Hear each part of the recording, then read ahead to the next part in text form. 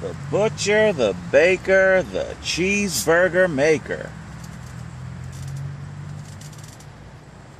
Welcome back, faggots. Yeah.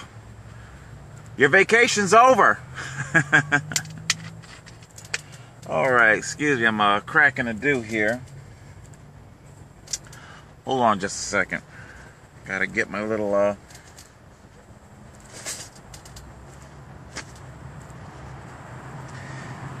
put together a little paper towel pocket square. Functions as a coaster. Yes, we must be civilized here in the homeless woods. So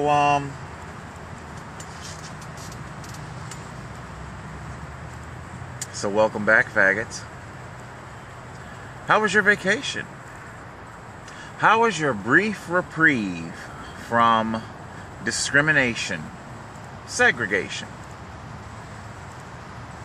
Now, in case you can't figure it out, I, of course, today am doing an episode on the United States Supreme Court's ruling with the Masterpiece Cake court case.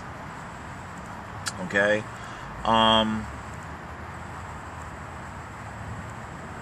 I can't help but wonder how many of you little protocol fags, okay, were in the comment section of my McDonald's video. Ew, homeless people are gross. I mean, I'm all for equality and everything, but homeless people are gross. Ew. And then what? Do you sit there and be all besties with some hot chick that you're never gonna fuck? Totally off topic. Yeah. What can I say? Hey, I'm trying to put humor in this thing. I don't know. What are your thoughts? Do I get to use the word faggot? You know, and if you feel that I'm not authorized to use the word faggot, me being a gay man, tell me. How many of you in your personal listening devices, what do they use? Do they still use iPods? I don't know. Or is everything just simply on your phone, in a cloud, whatever, okay? I'm not up to speed on that kind of shit. I mean, because MP3 players, they're like a thing of the past, right? They're like right next to CD players, right? Antiquated. Am I right or wrong? I don't know. But, can't help but wonder how many of you have a litany of rap music library, and every other word is nigga, bitch, fuck nigga, nigga, bitch, hoe, suck my this, do my that. I know, I'm off topic already, but hey, what can I say? It wouldn't be an episode of Total Control Headline News if there weren't blanching in it. Okay? So, you know, who remembers, was it Roger Silver? The, NBA, we're going back to like, 2012, 13, 14.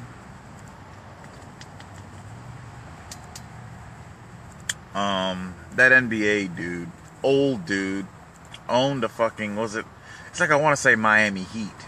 Was it the Heat that he owned? So he gets caught in some, you know, some racist type shit. And long story short there, he was pressured into selling his NBA team for a fantastic amount of money. I mean, he sold it for like, it was something like 5 times the value, or some crazy, I don't follow sports, I really don't, But I'm like, how is this a punishment? This man just became fucking fantastically wealthy for throwing a couple racial slurs around. Wow. Anyway, come on, let me get back to my topic today. So, you might be wondering, welcome back, faggot. What does that mean exactly? Well, so there were the LGBTQ, NB, non-binary. I don't know, man. You're hurting my head with all this other shit, alright? But anyway, so the gay community. So there they are. Out there, you got your national right to marry, and civil rights for us gay people were flying pretty damn high. You know, there you were, Icarus, Miss Icarus, and you are just flying high, honey child. Apparently a little too high, as the Greek mythos goes. And apparently, well, the Supreme Court Justice Kennedy, am I saying that right? Apologies to his honor if I'm mispronouncing your name. But anyway, he had written some decrees, some rulings, some opinions. Excuse me, I just got finished eating. In favor of the LGBT community. And I guess there was hope being held out, but this particular Supreme Court justice had quite the reputation for being the swing justice. You know, he was quite known for doing things that were highly non-predictable. In his honor's defense, hopefully that means that this is a justice that actually does hold justice in regard. I'm not saying that he gets it right. And by the way, so you don't gotta sit through the whole damn thing, I don't agree with his ruling. I'll get into why in just a moment. I think he did get it wrong, but at least it demonstrates that this is a justice that isn't just simply coming out of a political party, you know, in defense of a party, stuff like that. You know what, I'm gonna throw it in real fast, way off topic. Antonin Scalia, I think he was a fucking drug addict, and I think he was into some scandalous shit, and that's why they burnt his body to a fucking crisp, lickety motherfucking split. Anyway, getting back to my point.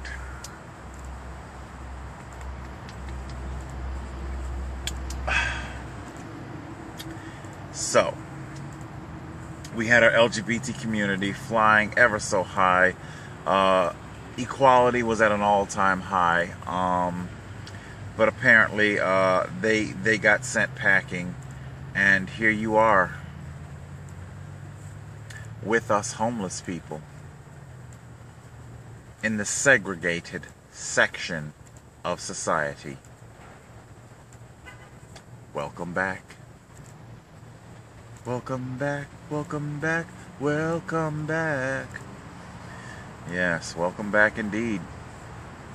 You see, you may have thought that your progress was immutable, impervious, you know, and you're learning just like the acclaimed author, Maurice Ogden.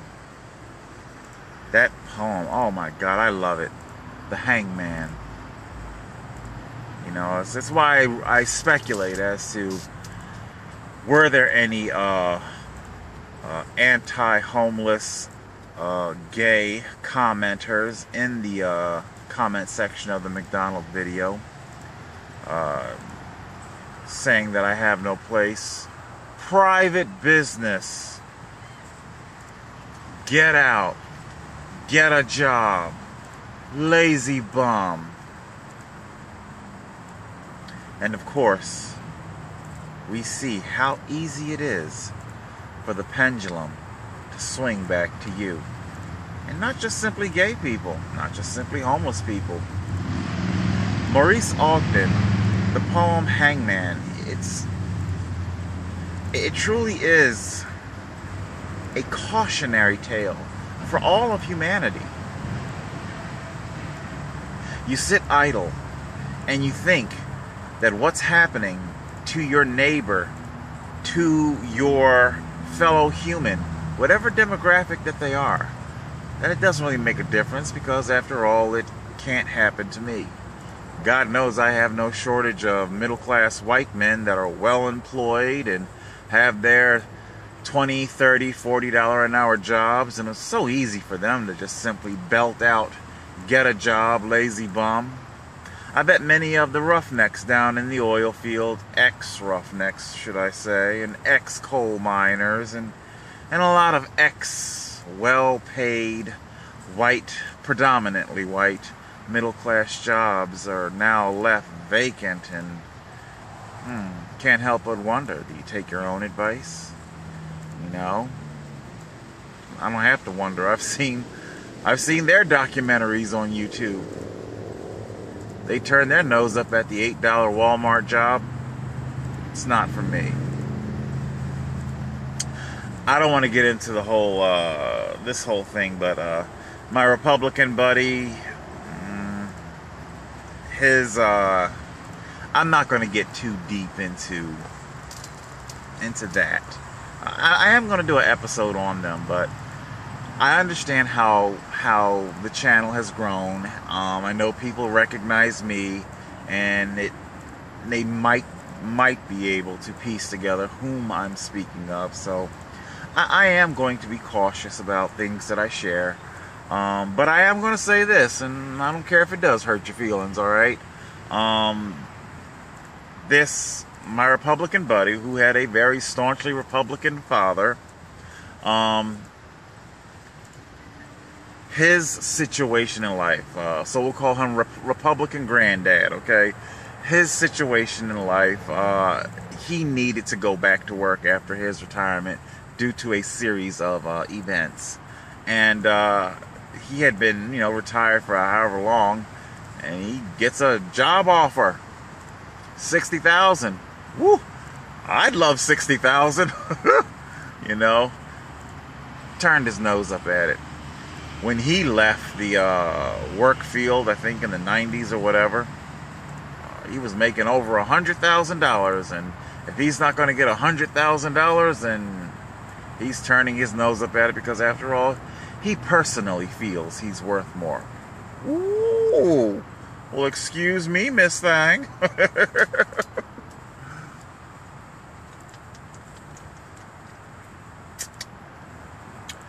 Well, that's lovely and wonderful that you get to occupy that situation in life where you get to pick and choose and to turn your nose up at job offers and say that you feel you're worth more. Okay, some of us don't have that luxury. Okay, when the job offer comes through, like I said with the whole Toys R Us thing, if you want to eat, if you want to survive, then you take what you can. Alright, I've got to get back to my point here. Alright, before I get even longer, Jesus Christ, 14 minutes almost, Jesus, man. I do try to keep things as short as possible, because I'm not an egomaniac. I'm sure you guys have other things to do than sit there and listen to my ass go on and on. This ruling, alright, here's what it all boils down to. In case you haven't figured it out, gay couple getting married, wedding cake. The baker refuses to do it, cites religious beliefs. Now, I'll give this baker the benefit of the doubt that his religious beliefs are indeed sincere. You do have people who do sincerely believe that. Kim Davis, that clerk, and wherever, I forget already. I believe her religious beliefs, and of course, most of these people with these religious beliefs, I guess like all religions, there are just these elements to their religion that defy logic and can't really be reconciled. Hey, Kim Davis, aren't you on your, third husband? Doesn't the Bible say something about divorce and you can't do it? But of course, when it's them, it's always an exception, and it's always an excuse and a reason. And so we see these religious zealots, they they fiction up their own world, you know. That's the nature of religion for you. You can pretty much, it's like authoring science fiction. You can pretty much write your own script. And I'm getting a little ahead of myself when I say that. So we'll give the baker the benefit of the doubt that his religious beliefs are indeed sincere. Okay, here's the problem, okay? Masterpiece Bake Shop, along with the Mays Landing McDonald's, the Karen Traw Corporation McDonald's that I was kicked out of just for being homeless. Quick side note, it wasn't for the recording. Remember, people, the recording didn't start until after I was asked to leave. Fact. Anyway, so Masterpiece Bake Shop, and basically any McDonald's, these are places of business. They're not houses of worship, okay? It's not a church. It's a place for business where you are choosing of your own free will and volition to enter into the free enterprise market, okay? You want to do this of your own volition. And because of America, you know, I'll just keep it here at America. America is an amalgamation of many, many people. For you to say that I want to service these type of people, but not those type of people, you know, Karen Traw doesn't want to doesn't want to serve the homeless when we have money to spend. Karen Traw does not believe that the homeless should be allowed to have equal access and use of her restaurant as the millennial. I know I'm a little out of season because we're going into summer now, but our millennials, they sit there in their sweater and their fingerless knit gloves, scarf wrapped around the neck, and they're clicking away on their laptop, and they're sipping their you know, their cafe, their McCafe beverage, and they've been there for hours doing homework, maybe doing work on a privately owned business, maybe they're authoring the next great American novel. But whatever it is they're doing, they have the freedom to do it, unfettered, unquestioned. I myself used to occupy just such a position. Hell, at that very same McDonald's, not only did I stay till closing time, and yeah, I don't think any of the people that let me do this are there anymore, so it's not like I'm blowing a whistle on anybody. But hell, I used to sit there in the lobby. The lobby's closed, doors locked, and because the drive-thru is still open and they gotta run orders out the door and the doors are locked, I would kind of like volunteer as a makeshift, you know, let the employees back in, you know, as I'm there waiting for the video to finish uploading. The devices have charged by then. My power bricks have charged. It's just their Wi-Fi can be so infinitely slow, and frankly, that's an issue in and of itself. I mean, I'm using your Wi-Fi that you freely offer. Is it my fault that it takes multiple hours to upload each video? Okay? And again, I will purchase throughout my time there. There is no signage quantifying amounts to be spent per time spent. Okay? Anyway, so we see where Karen Traw chooses to discriminate. These type of people can sit unintruded upon Whereas our homeless, or quite frankly, I suppose you could even say maybe even people who look homeless who are not, maybe they will be intruded upon. It's why I said in the original video, very stupid, very unwise. Most businesses pretty much know to avoid these kinds of pitfalls. As we saw in our Starbucks thing, you know, apparently they didn't quite get the message. You're opening yourself up to a lot of legal jeopardy, you know. Anyway, so our masterpiece, they also want to serve one type of the public, but not all types. Now, where things can get really, really convoluted, remember, there are all different types of people who have to serve all different types of people. You dig?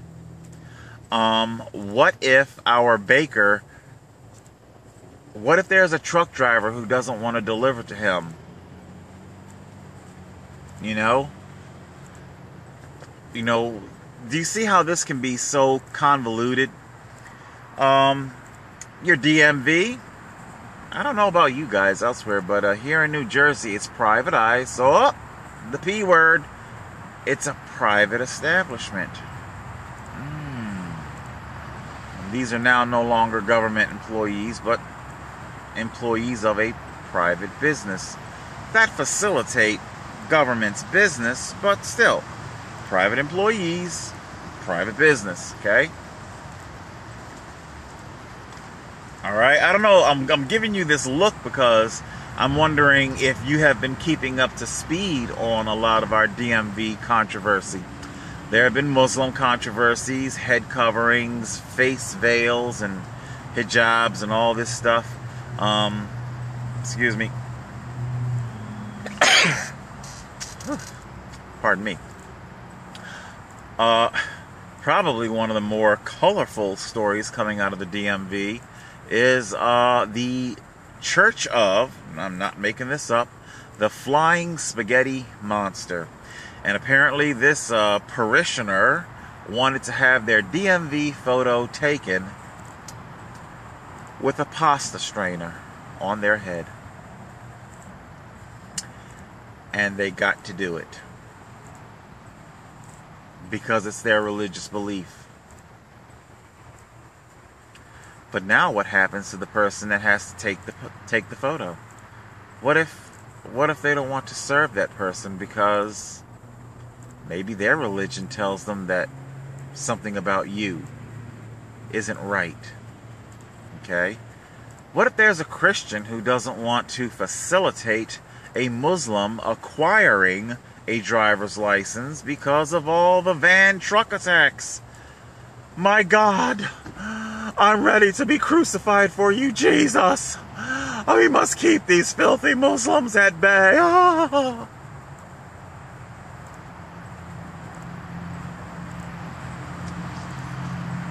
You see, you can always come up with an excuse.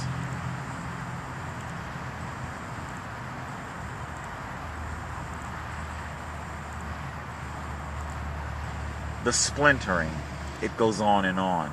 You know, kind of like I said, I think I was saying a little while ago, you could end up with customized religions. Not just simply well-known religions, but just customized religions, like our Flying Spaghetti Monster. You see what I'm saying? This thing can just simply run amok and run unchecked.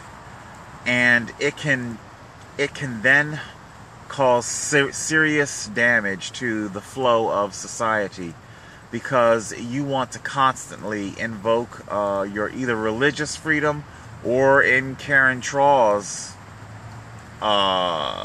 claims, matter of fact, I don't think she didn't claim anything at all. She just wants to claim I have a right to kick whoever I want out.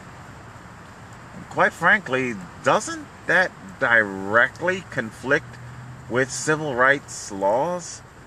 You cannot just kick anybody out. Okay? So you're willing of your own volition, again, to enter into the free enterprise market, okay? This isn't a house of worship, okay? Hey, guess what, Karen? I understand. Your restaurant's not a flop house. It's not a homeless shelter. Which is why I spend my money there. Or at least I used to. Okay? Which is why my time spent there is as much or proportionate to any of the others. Millennials, fingerless gloves, typing away. You dig? As a matter of fact, you spend enough time in these McDonald's, you begin to recognize the regulars. You know? We wave to each other.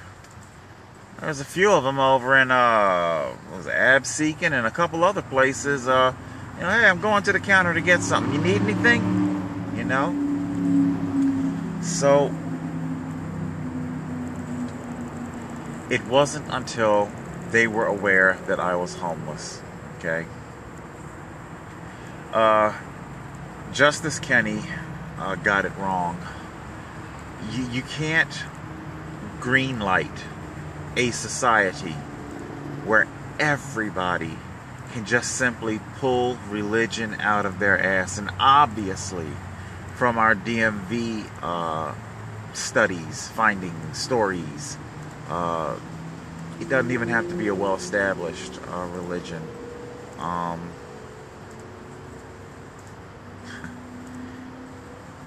It's not a house of worship, okay? If you want to partake in free enterprise, then be ready to serve the public. Now, what some of you might be thinking, maybe I think it was kicked around a little bit there. All right, so what if the neo-Nazis came and they want cakes made? What if it was either a Masterpiece Bake Shop, or what if it was a gay-owned or Jewish-owned bakery? Should they be forced to make cakes with hateful language on it? Kill kike,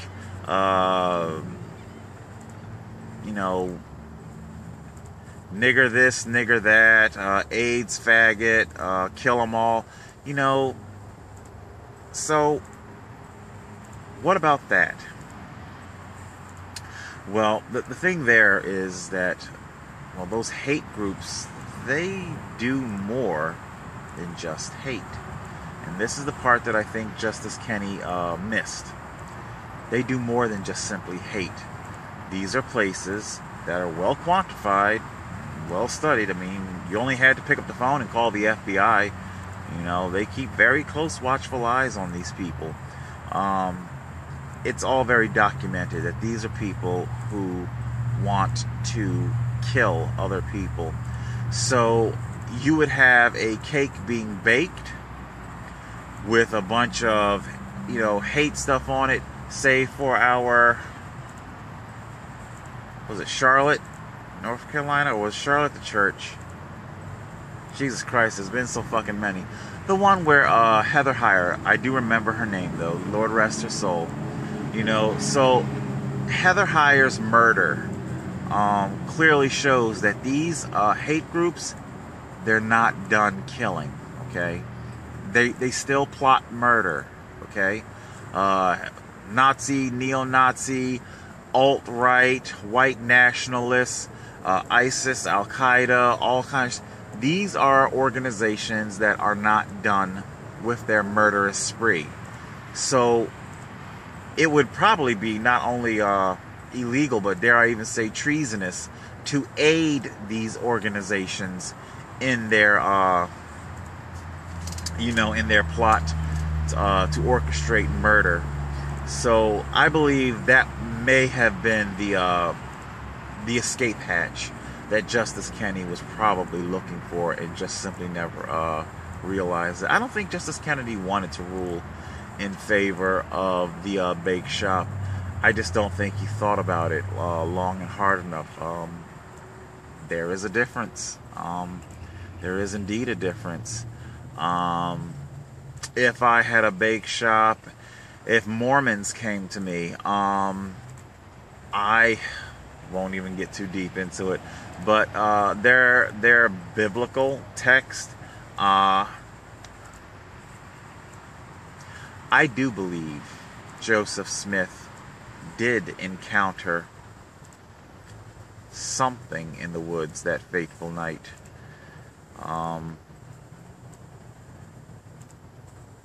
If what he encountered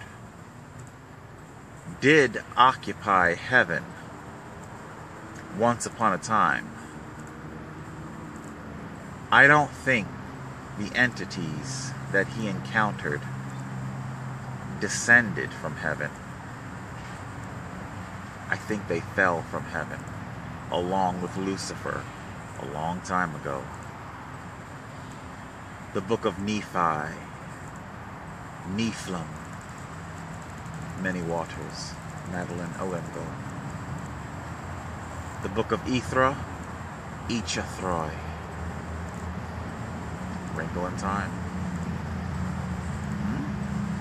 Those are science fiction books. Maybe the Book of Mormon's a science fiction book. Remember, a lot of these religions are pretty fucking wacky. Alright? Alright, you're probably going to be wondering about the screen, the thumbnail. The thumbnail is that of Simon Tarsus. Poor Simon Tarsus. In our Star Trek mythos. It's from, I believe it's season 4. The episode is called The Drumhead. A drumhead trial. It is believed there's a saboteur aboard the Enterprise. Simon Tarsus is put on trial, and it is discovered that you may notice he has little peaks to his ears. He lied on his Starfleet application, claiming that he was 1/4 Vulcan, when in fact he is not 1/4 Vulcan. Vulcans, in case you didn't know, there. Hold on, let me finish my thought here.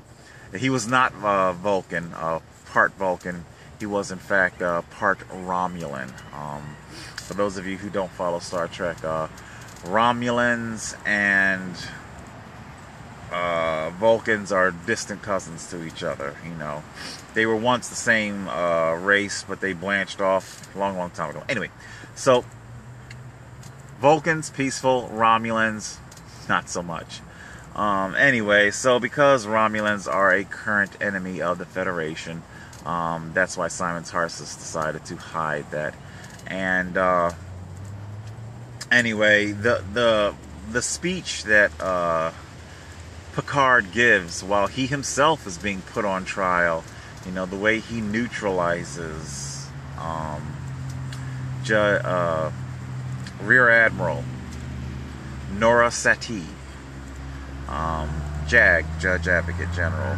They have a type of JAG in that mythos, and well, it'll be linked down below. Things, what Picard says. Of course, Judge Aaron Sati is mythological.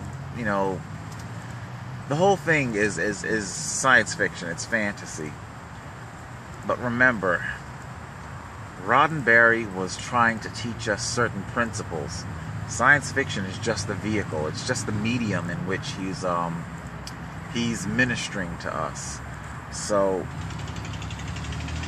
what Picard says about rights and how rights can be trodden on, and if I'm being fair here, you know, what Picard says could just as easily be in favor of our bake shop owner as is our gay couple, okay? But I do truly believe the deciding factor is that Masterpiece Bake Shop, they chose to enter the free market, okay? Just like, in case anybody ever wondered, you know, on board the Enterprise has been put into how many perilous situations? If I'm not mistaken, at the end of their first movie, the damn thing did finally crash, completely destroyed, you know. And yet, people, whole families, you choose you freely choose to serve aboard that craft. You chose to leave safety of your home worlds, not just Earth, but a whole federation of planets, and be aboard this craft. And I say safety because, well, it's probably why they did. One of the things they did contemplate when coming. Death can find you anywhere. People die on planets all the day of time, Death can find you anywhere, so it really doesn't make a difference. Anyway, so I do believe Justice Kenny, he got it wrong. There is quite the difference between a place of worship and a place of business. Unless you can quantify why you are denying service as in a detriment to not just simply because it vexes your beliefs, but because it poses an eminent threat to society, which is kind of what I was going. I know I got lost the whole Mormon thing, I'm sorry. But yeah, I don't believe in the Mormon faith. I believe that their doctrine, I believe it does come from a demonic source. And I'm sure they definitely disagree. Especially with them being so pristine. If I'm not mistaken, at the end of that episode, Drumhead, Picard says some very interesting things about villains twirling their mustache and how they like to cloak themselves in good deeds, And I'm being tempted to blanch again about how current modern day politicians are, you gotta shave. A lot of police, it's why a lot of police departments have mandatory clean shaven policies. It promotes some sort of fictitious false belief that a clean shaven, especially a clean shaven white man, that they're so trustworthy. Oh my friend, the camera phone is so proving that wrong. I know, I'm off topic again. Alright, so there you go. Almost 40 minutes. I'm sorry. This is probably going to take the remainder of the day to upload. Alright, so Kenny got it wrong. Welcome back, faggots. You thought you had escaped. You thought you had escaped. You thought you had achieved escape velocity. Only to, just as you were feeling weightless, fall back. Fall back. Total Control 871.